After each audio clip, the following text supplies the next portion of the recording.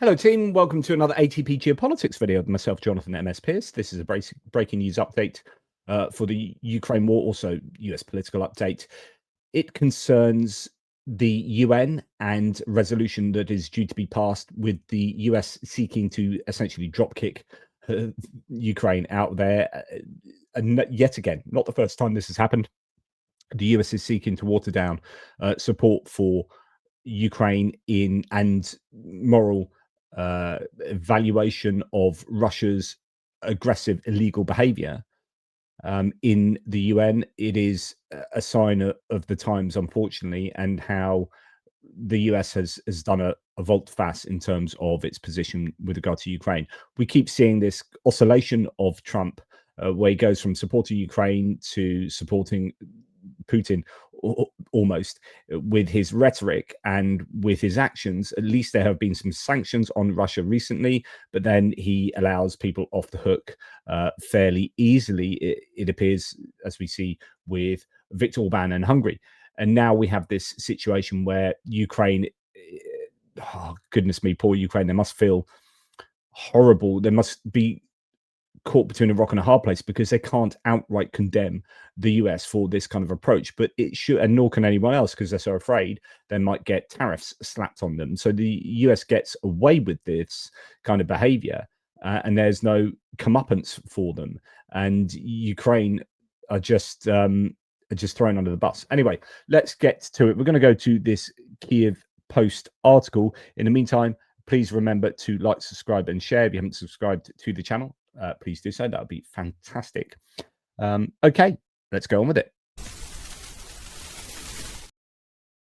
So here we have the Kiev Post article. I'm actually going to read pretty much all of it because I think it's a well-written article. This is Alex Rafoglu, who does a really good job in the US in supporting Ukraine, asking, often you heard him ask the Pentagon spokesperson, although now that all of the mainstream media outlets have been cleared out of the Pentagon, we're probably not going to see that, but often asking difficult questions to the Pentagon, and I think Caroline Levitt as well, maybe, but certainly to the Pentagon.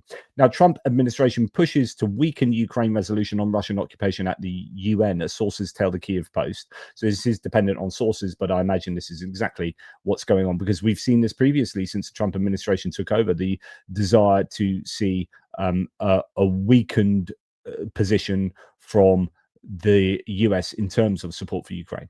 Western allies are warning that the White House push to strip references to territorial integrity, oh my goodness, and aggression will undermine the international consensus. This is honestly so frustrating. Okay, in a surprise reversal, although we might argue it's not particularly surprising, that has alarmed Ukraine and its allies in the UN. The Trump administration is pushing to strip language from a resolution that affirms the country's territorial integrity and condemns Russia's occupation of Crimea and other regions, according to two people familiar with internal UN discussions.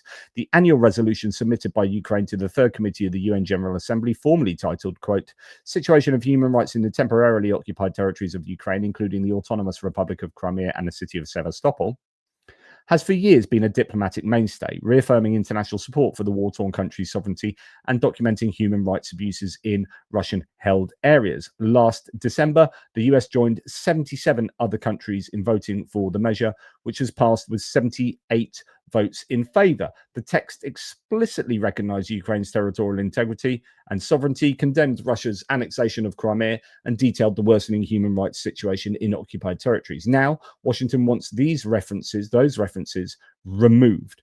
Two diplomatic sources told Kiev Post that the US side is pressing for the resolution to be recast under the broader label of the war in Ukraine, without references to, quote, territorial integrity or aggression.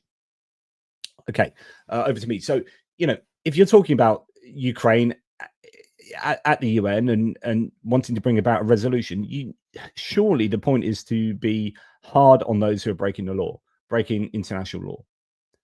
This is the idea that we've got a rules-based order, and the US, one would assume, would want to promote the rules-based order, support it, and defend it. But here, it's like, no, I'm not sure about Russia being seen in terms of aggression. I don't think they've. I feel uncomfortable saying that they have shown any aggression. I feel a bit uncomfortable talking about how Ukraine has territorial integrity. All right, so That's it. You just invaded another country, and suddenly that country no longer has territorial integrity. You just This is completely in favor of the aggressor, of course. And we've seen this before, but we thought we'd seen Donald Trump change tack to some degree. But no, he is veering back to this position. Or people, because I bring up this conversation about, well, who's running the show here? And actually, will Donald Trump really know about the wording in the UN? It's actually this more to do with the machine that's around him in terms of the Heritage Foundation, the Project 2025 lot. And it's those people with that kind of mentality seeking to water down the UN resolution. I don't know that Trump would have anything to do with this. So I think this is an ideology that pervades in the Trump administration outside of Trump himself.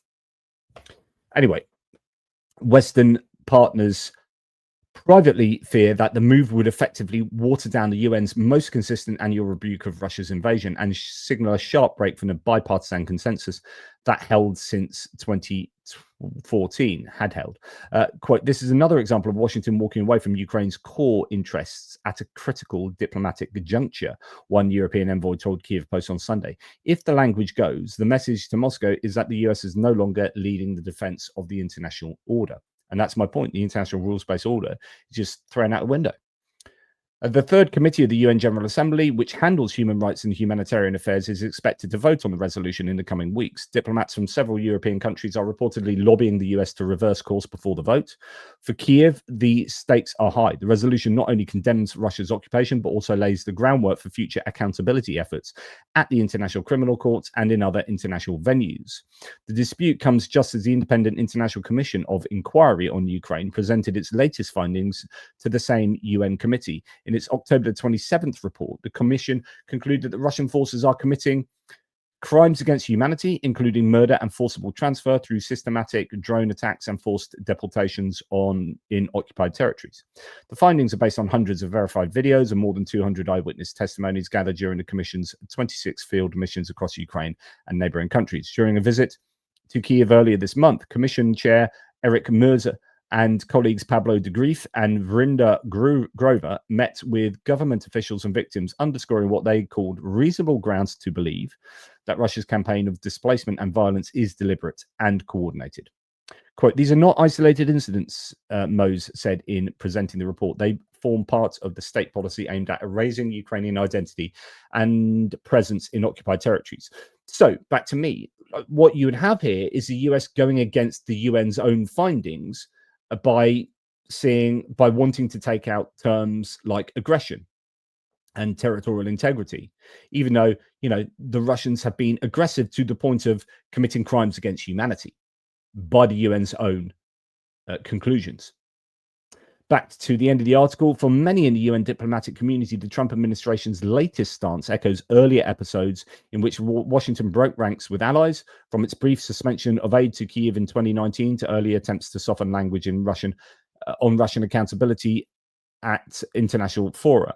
While US officials insist that the change reflects an effort to make the resolution more inclusive and forward-looking, Western diplomats privately describe it as part of a broader pattern, downplaying references to Russian aggression in multilateral settings.